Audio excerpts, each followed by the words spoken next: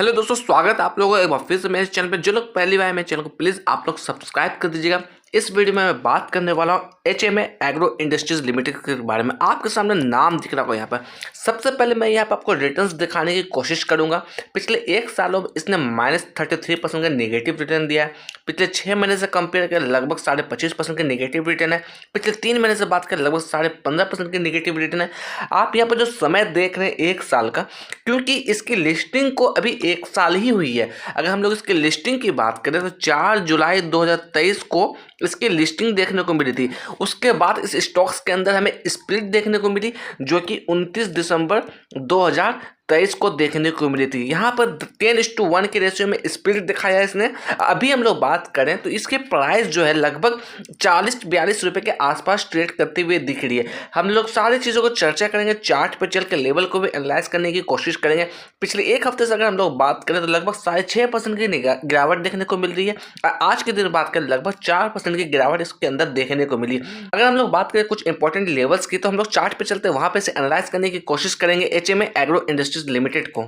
हम लोग आ गए हैं चार्ट पे। ये जो चार्ट आप देख रहे हो 1 डे के टाइम फ्रेम में चार्ट है। अगर हम लोग बात करें कैंडल स्टिक को, तो ये कैंडल जो आप देख रहे हैं स्प्लिट के बाद की ये कैंडल है। अगर मैं बात करूं ऑल टाइम हाई की, तो इसने ऑल टाइम हाई बनाया था लगभग 84 रुपीज़ की। ठीक 29 दिसंबर 2023 को इसने ये ऑल टाइम हाई बनाया था, जो कि इसका स्प्लिट का भी डेट है। ये जो लेवल्स देख रहे हैं इसका ऑल टाइम हाई है। अगर मैं बात करूं इसके लो के लिए, तो इसने लो बनाया था लगभग 39 रुपये का।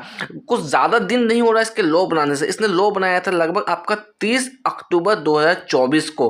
तो ये इसका लो का लेवल्स, ये जो लेवल्स आप देख रहे हैं यहाँ पर, ठीक इसके पास ही इसने लो बनाया था। ये जो आप लेवल्स देख रहे हैं, तो अगर हम लोग बात करें डाउन साइड में सपोर्ट लेवल्स के लिए, तो कहीं ना कहीं हमारा यही एक अच्छा सा सपोर्ट यहाँ पर निकलता हुआ रहा, जो इसने बॉटम बनाने की कोशिश की थी।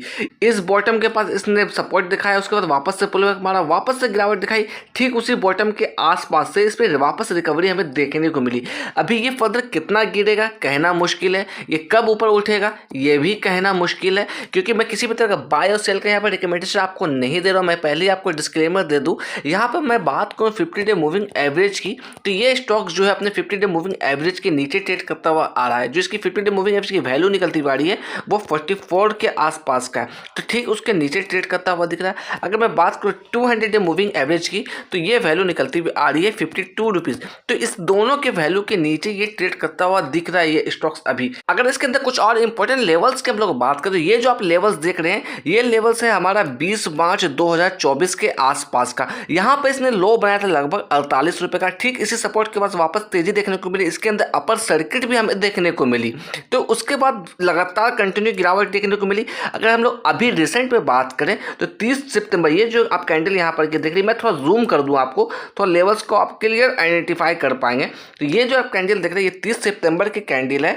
30 सितंबर 2024 के पास इसने लगभग 48 रुपये के लेवल्स को ब्रेकडाउन दिया। तो अगर हम लोग अपसाइड में रेजिस्टेंस की बात करें यहाँ से, तो कहीं ना कहीं 48 का लेवल ही हमारे लिए इंपॉर्टेंट रेजिस्टेंस हो सकता है। मैं किसी भी तरह का यहाँ पर कंफर्मेशन नहीं दे रहा हूँ।